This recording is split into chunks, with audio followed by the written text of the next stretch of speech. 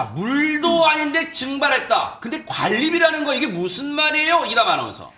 참 말도 안 되는 일이죠. 관리비가 증발을 했다니. 이게 광주 한 아파트에서 벌어진 일입니다.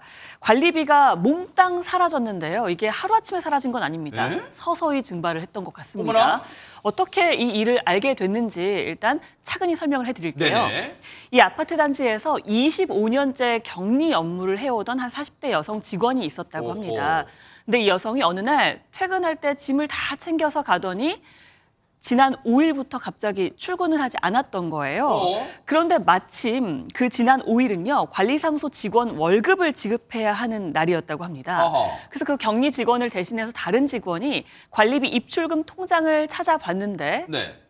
그 통장을 어디에서도 찾을 수가 없었다고 합니다. 아니, 근데 그렇게 중요한 통장이면은 박주민 님 따로 보관을 해둬야 되는 거 아니에요? 지금 그걸 못 찾는다는 게 일단 말이 안 되는데요. 네, 일단 25년간 아파트에서 일했던 격리 직원이 갑자기 출근을 하지 않으니까요. 수상하게 이제 여겼던 다른 직원이 은행에 직접 찾아갔습니다. 어허. 그래서 그 해당 통장의 이 관리비 통장과 내역과 잔액을 확인을 해봤더니 네. 놀랍게도 잔액이 1원도 남아있지 않았습니다. 네? 그 해당 통장은 장기 수선 충당금을 모아두는 통장이었는데 이 장기 수선 충당금이라는 거는 아파트 뭐 엘리베이터 교체라든지 뭐 외벽 수선이라든지 나중에 큰 공사가 있을 때 쓰려고 모아두는 통장이잖아요. 아, 그래요? 네, 그래서 이 입주민들이 차곡차곡 모아둔 돈이 7억 원 정도 있었는데 그 어머나. 7억 원이 담겨 있던 계좌에 잔액이 1원도 안 남아 있었던 겁니다.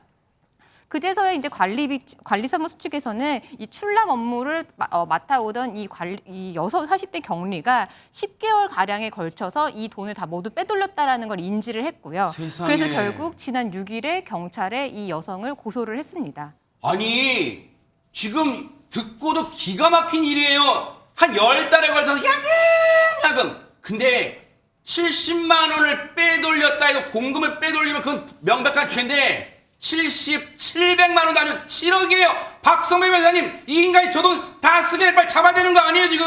그 뒤로도 계속해서 출근하지 않고 있는 이 격리 직원, 현재 연락마저 두절된 상태입니다. 어머나? 수사에 나선 경찰이 추적 중이지만 집에 가봐도 없고 여전히 행방이 묘연하다고 합니다. 어머? 이에 따라서 경찰 일단 이 직원의 통장의 출금을 정지하고 어허. 자금의 흐름을 파악하는 한편 네. 출국 금지 조치를 취해둔 상황입니다. 관리사무소 측에 따르면 이 직원이 인터넷 뱅킹으로 관리비 처리 업무를 시작할 때부터 이 관리비가 빼돌려진 정황을 파악했다고 하는데 어허. 우선 알려진 것이 10개월 정도지만 정확한 시점과 금액은 더 자세히 조사를 해봐야 알 수 있을 것 같습니다. 아니, 근데 정말 듣고도 어처구니가 없어요. 기가 막히고 코가 막히고 지금 그런 상황이에요. 그런데 보세요, 전현 평론가님. 여기서 의문이 가는 대목이 어떻게 10달 가까이 저렇게 야금야금, 이게 합쳐보니까 7억이란 말이에요. 그러면 한 달에 한 7천만 원씩 빼돌렸다는 거 아니에요, 지금? 어떻게 이걸 모를 수가 있죠? 이 지금 사파 보시면 인터넷 뱅킹 활용하는 그 사파 보셨을 겁니다. 인터넷 뱅킹이 굉장히 편리하죠. 그런데 관리나 감시에 있어서는 조금 허술할 수가 있습니다. 예전에는 이 아파트에서 어떤 식으로 돈을 사용을 했냐면요. 관리비나 이런 걸 지출을 하더라도 2단계를 거쳐야 했습니다. 옛날에 이렇게 도장 찍어주는 방식이었죠. 네. 그래서 관리소장, 입주자 대표의 도장을 받고 한마디로 2단계 승인을 받아야 돈을 빼가는 형식이 될 수 있었던 건데 인터넷 뱅킹을 하면서 이 직원이 사실상 혼자서 이 관리비를 다 관리하는 형태가 된 겁니다. 그렇다 보니 장기간에 걸쳐서 이렇게 돈을 빼돌린 것으로 보이고요. 네. 무엇보다 25년이나 이 아파트에 근무했습니다. 네. 주민들과 얼마나 잘 알겠어요. 그러네요. 그러니까 평소 저 사람 이상에 의심했다면 한 번쯤 중간에 점검을 해봤을 텐데 그동안 워낙 오래 업무를 해온 데다가 주민들하고 잘 알다 보니까 의심의 여지가 없어서 이런 범행이 일어난 것으로 보입니다. 지금 사파가 선생님이 그린 사파 좀 다시 보여주세요. 사파가 선생님이 정말 핵심을 잘 그렸어요. 저 인간 저 눈매 보세요. 좌우를 살피는 눈매 보세요. 저 마우스를 클릭하기 전에 저 눈매 보세요. 저 막 보세요. 딱 식은땀 뻘뻘 흘리면서 저 7억이란 돈을 10달을 빼돌릴 때 보세요. 아무도 의심할 거라 생각 안 하고 저걸 꿀꺽 삼켰어요. 그러다 보니까 25년간 근무해온 사람이에요. 김현주 평감 이 소식을, 이 청천벽력 같은 얘기를 들은 아파트 주민분들 얼마나 기가 막힐까요, 지금. 그렇죠. 2년 5개월도 아니고 25년이잖아요. 그러니까요. 무려 그 정도의 근속을 했다고 하면은 이 직원의 경우는 관리사무소 내에서는 물론이고 아파트 주민들과도 거의 식구처럼 지내지 그러겠네요. 않았겠습니까?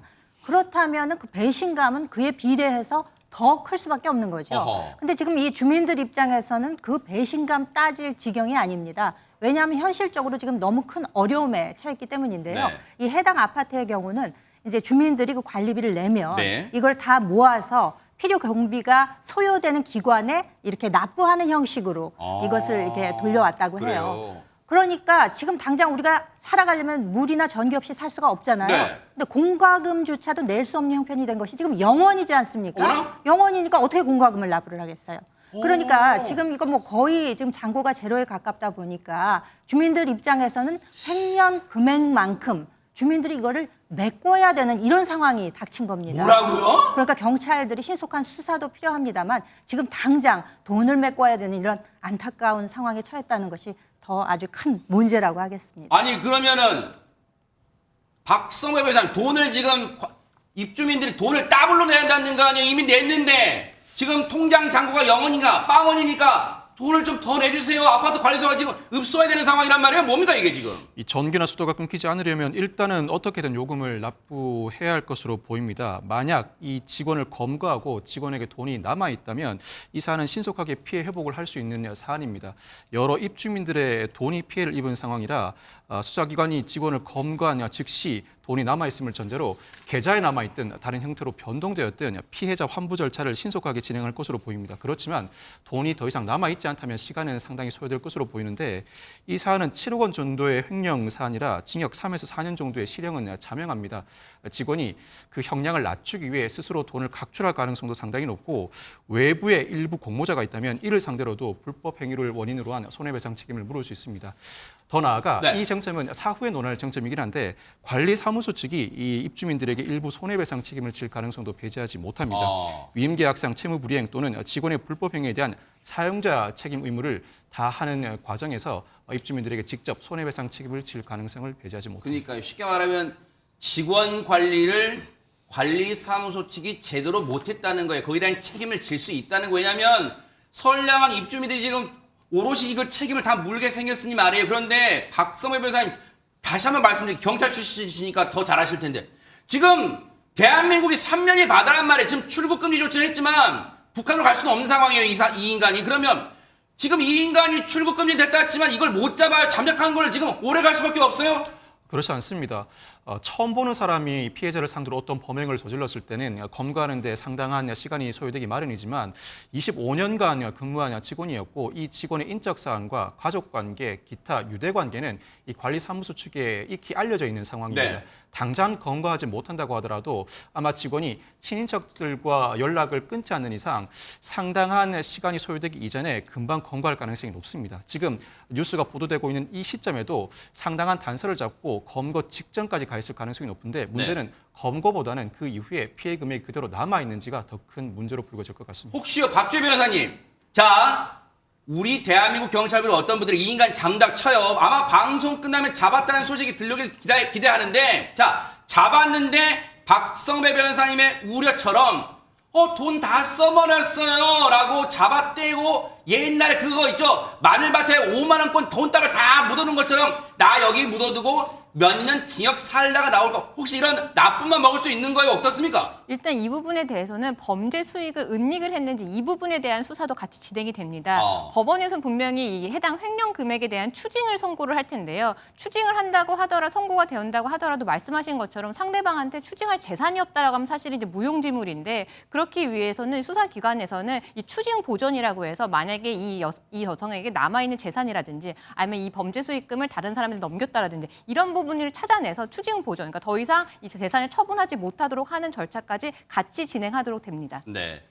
아마 모르긴 몰라도 그 몹쓸 짓을 하고 지금 주랭랑을 친 그 경리라는 분 뉴스파이터 보고 있을 거예요. 왜냐하면 나쁜 짓을 한 사람은 내 뉴스가 어떻게 나오고 있을까 궁금하기 마련이거든요. 그러니까 지금 보고 있다면 내가 정말 순간 판단 잘못했구나. 경찰에 빨리 자수해요. 그래서 그나마 죄가 형량 커지기 전에 자수해서 형량 줄이고 그리고 주민분들 피해를 한 25년간 가족처럼 지냈을 거 아니에요. 그러니까 그 주민분들 눈물에 피눈물 나기 전에 돈 다시 돌려주기를 진짜로 기대해 보도록 하겠습니다. 뉴스파이터 끝나고 꼭 소식 들려오길 기대할 거예요.